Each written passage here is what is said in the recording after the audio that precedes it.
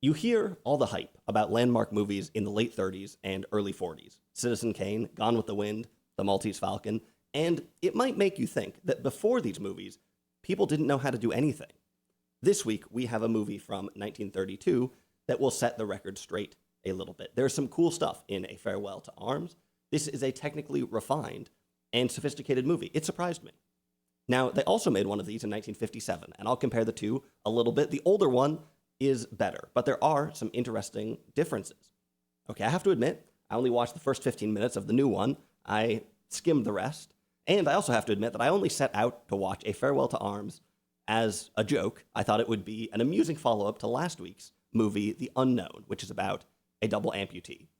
Now, presented with a choice between 1957 and 1932, I, like most people, choose the newer movie, a David O. Selznick film starring Rock Hudson and Jennifer Jones. We've had both of them on the channel before. Vittorio De Sica acts in the movie, and Charles Vidor directs, no relation to King Vidor. Anyway, it didn't seem possible to stay awake for the entire 2.5 hours of this surprisingly slow prestige melodrama. And I was considering uncommitting from the bit entirely, but I decided to check out the 1932 version, and almost immediately, it's a lot more interesting. This movie stars Gary Cooper and EGOT Helen Hayes, who also received the Presidential Medal of Freedom, but it was from Reagan, so I don't really count it. Helen Hayes is great in Airport, but kind of underwhelming here. Gary Cooper is okay, and in the Vittorio De Sica role, we have Adolphe Menjou, who might be the best performer in the movie if you can see him as Italian rather than French. Of course, Menjou was actually an American, and a very conservative one at that. He happily testified before the HUAC committee and campaigned for Dewey against Roosevelt and Truman, alongside one David O. Selznick and Walt Disney. Anyway, that's neither here nor there. Menjou is good in the movie, and his character is pretty strong. There's some surprising subtlety in the film. The 1932 movie is directed by Frank Borzaghi, who I think is kind of an underrated director. He directed the Jimmy Stewart humdinger, The Mortal Storm. It's a great movie, which for some reason, nobody has seen that one.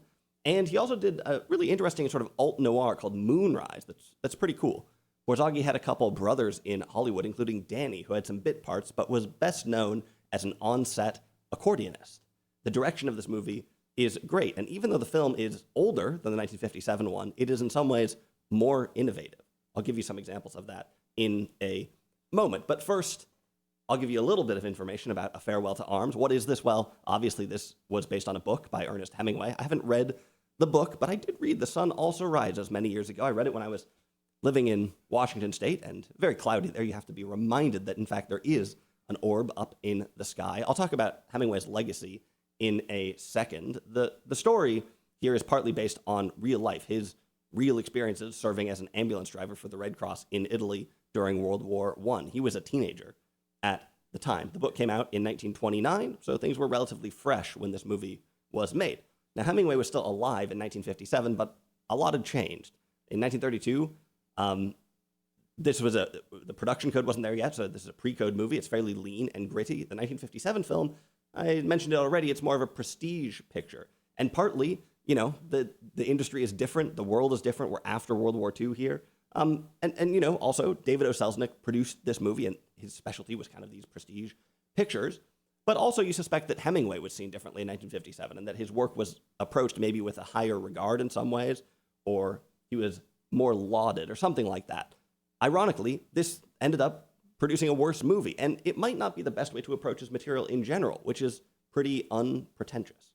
Anyway, ambulance driver in Italy meets a nurse, romantic tragedy, that's the story. There's also Rinaldi, a womanizing surgeon, a friend, a war brother of Frederick, the driver, and there's a priest. Those are the main characters, and the plot kind of falls out of that. Now, another interesting thing about these two movies, like I said, one of them came out before World War II, and the other one afterwards. It's hard to know exactly what to make of that, but we'll come back to it a little bit. It seems to me like the 1932 film is a little more cynical, partly because it's a pre-code movie, so it can show us a little bit more of the bordellos that Frederick and Rinaldi frequent. There's a great scene in the beginning of the movie where a prostitute asks Frederick what architecture is, and he holds up her bare foot and says, "This, my dear, is an arch." And a shell goes off in the background. Total cinema. Great moment. Of course, in 1957, not allowed to show a woman's leg. So they don't start the film in a bordello, and Frederick is painted generally in a more upstanding light. He has some edge to him, but no more than any 1950s leading man, or indeed any man in the 1950s, perhaps. Maybe you've got to knock a couple edginess points off the 57 one as well, simply because it's Rock Hudson. Now, even though the 1932 film is a little more racy, or at least racy in a different way, it still can't exactly capture what soldiers and Hemingway were up to in the bordellos during World War I. There's still plenty of implication and sort of things not shown. In fact, more is not shown than is shown in some sense.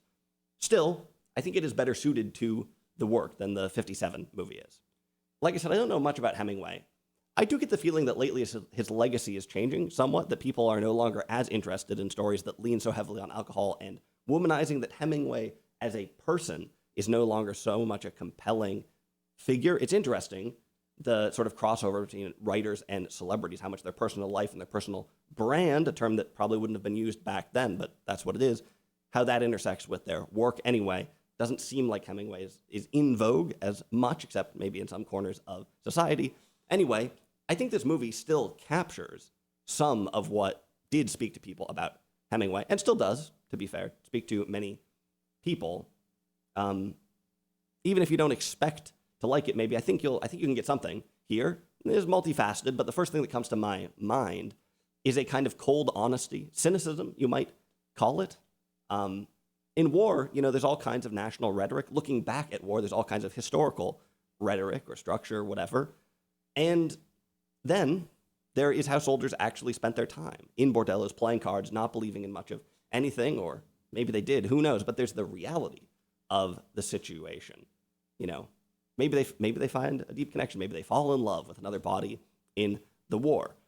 There is something incisive here. There's an interest in reality in the movie that is still striking even today. How did young men, teenagers, cope with war? This movie has all kinds of answers to that question. The alcohol, the women, religion is another thing that runs through the whole movie, whether it's just, hearing prayers in the background from strangers at the train station, or the priest character who's explicitly in the film. There's a great moment where the priest is talking to somebody about whether there will be war, about whether there should be war, and the guy says, kind of sarcastically, well, it doesn't matter if we die, we're Christians.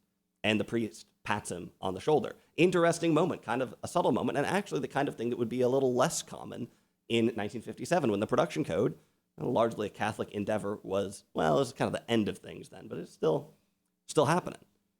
So there's something fairly unromantic about the movie, which is interesting, even as it is also pretty saccharine and pretty romantic. And, even the 1932 one is a melodrama, although there's not quite as much music. And actually, I think the score in the 32 one is better, interestingly.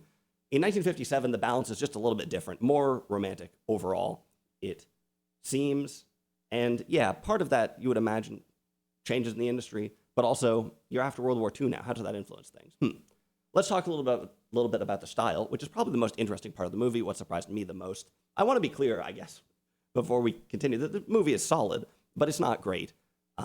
I think at one time it was probably extremely moving, and it is still moving. Parts of it are genuinely wrenching, but you get the feeling that this is only a fraction of what viewers would have felt at the time. It's interesting that a lot of tragedies become less sad over time. This one, maybe it's a little too predictable, a little too melodramatic, or just a little bit too old, foreign, hard to empathize with in some ways. I don't think we've really discovered any new emotional technologies in the intervening years. I don't think we are telling more potent stories. But tragedies, I guess, are balanced quite finely against their context, and those contexts change. Anyway, I guess what I'm saying is this is a pretty good movie, but I'm not sure I would strongly recommend it or anything. But the style, it has some cool moments. First of all, don't expect a clunky movie. The camera moves all over the place. Lots of steady, multi-axis maneuvers, right? Stuff you might think, how did they do that before Lucasfilm invented the computer arm or whatever? And I don't know, but movie looks great. The 1957 film does have bigger set pieces, and it's got a much larger cast. It's an interesting thing about movies in the 30s, and silent films, especially like last week's movie, they usually don't actually have very many people in them. You get one screen that says the players, and that's kind of it. And usually, they don't have a ton of locations either. We do see a lot of Italy and Switzerland in this movie. Not a ton of locations, not a ton of people, but these were still high budget things. This was still the cutting edge of technology. And, it's interesting to think about how today we may think that we're in a period of like some of the most rapid change in the history of mankind. And that's probably true. But also think about the time between like 1900 and 1932, how much film changed, going from basically not existing to a movie like this. People were really pushing forwards. So anyway, it's an interesting mix between like smaller, more economical things in a way, but also ambitious, right? This movie is mainly set in Milan, where I will be visiting shortly. Actually, I will be back by the time you see that. So if you're planning to rob my apartment, forget about it. All I've got is a white wall anyway. Should I put something back here? I have some ideas. Anyway, the sets are pretty cool. It doesn't seem like they were really in any of the places that they claim to be. Maybe they were, but I don't think so. There's a cool hospital inside some fancy old building. But again, the sets are economical and kind of expressionistic in a way. They get a lot of mileage out of a couple setups for each location. The later movie has a lot more grandeur, more excess. This is from a time where sets were something that you would go to see in some ways, which, don't get me wrong, some older films do have something like that, but it's a little bit different. Anyway, let me give you some concrete examples of interesting moments in the earlier film. There's two that will just jump out and hit you in the face. First, when Frederick shows up at the hospital as a patient, we get a POV shot of him lying in the gurney and looking up at the ceiling and at whoever may lean over his bed. And yes, today, this kind of shot is probably totally normal when you're making the ER television show or whatever. You're going to have a little POV shot up from the bed. That's just firmly embedded in today's grammar. But there's something kind of off-kilter about it here. They linger on the shot for a while. The framing, when people lean over, is kind of interesting. They really commit to the idea. Brave directing. Eventually, Frederick's love shows up, and she comes to visit him at the bed, and she comes to kiss him, and we stay on this POV shot as she leans into him, and we're 2 inches away from her face and can only see the side of her neck. This is really unconventional framing that is definitely not in today's, cinematic grammar, and you wouldn't see this in the 1950s either. Interesting. There's also a cool mechanism to show the passing of time. We have a pair of drawn curtains at one point, and in front of them dance the months of a year. It says July, and then that sort of disappears, and it says the next one, some early special effects. How did they do it? Actually, I don't know. Then the curtains open, and behind them we see a puppet show, some marionettes. Pretty cool. And then the camera sort of spins from the marionettes to show us the audience with Frederick and the others. Great shot. Really, really cool. To be a little more formal, I guess, you can spot the influence of two movements pretty clearly. The first is the expressionistic roots, mainly coming from silent films, and the second one is montage, which sort of means the same thing that it means today, but also refers to a particular type of editing, particularly common in early Soviet films. We get a lot of montage in the battle sequences. Here, in truth, the battles are a little anonymous in this movie. It's a little just sort of symbolic. The 1950s film might be a little better in that regard. Of course, the 50s film does have some jarring flaws, which I might as well point out, such as some unnecessary voiceover, presumably clinging to Hemingway's words. Of course, in the 1930s, this sort of thing didn't really exist, as far as I know. At least it was not anywhere near as common. The 50s film also had some pretty jarring anamorphic artifacts. In one of the opening shots, we pan across this courtyard, and the anamorphic stretch is extremely conspicuous. We're talking about expressionism here, though, and yeah, you'll see plenty of this in the 1932 movie, whether this is just a shot, interesting shot of a statue or something like that. Or even something as simple as the way that they filmed the ambulances driving up a mountain in the two movies is really different and really interesting. I think you'll get the idea if you watch the movie. Anyway, it's easy to assume that movies have just gotten better as time goes by, or that more specifically, that classic Hollywood style was the culmination of all the best stuff from the silent era and from the pre-code era. Technically, those are still maybe part of classic Hollywood, depending on who you ask. But like I said at the beginning, it's not that these older movies are clunkers. It's not that they're worse. They are not less sophisticated necessarily. Sometimes this is true, but often they're just kind of different, which today actually makes for really interesting viewing. I may be doing some more pre-code films on the channel. We'll see. I have a feeling nobody wants to listen to me talk about them, but we'll see. I think that's most of what I have to say about A Farewell to Arms. I was surprised by the movie. Like I said, I talked about the nuances in its style. It also has some surprising moments of subtlety. Yes, it is mostly a melodrama, and if you want all the ideas from the book, go read the book. But there is still plenty to think about here, and there are also some really slick moments, a quite well put together film, clever stuff, economical filmmaking, and it's interesting to see just how much it eclipses the later film, which was made seemingly with more resources and in a way with more ambition or more reverence for the text or something like that, but which is somewhat clearly worse. Like I said, though, neither movie is particularly stunning, and I watched this mainly as a joke. Now that I've seen it, I wouldn't really regret not having seen it. I'm not totally sure I would recommend it, but it's a pretty cool movie nonetheless.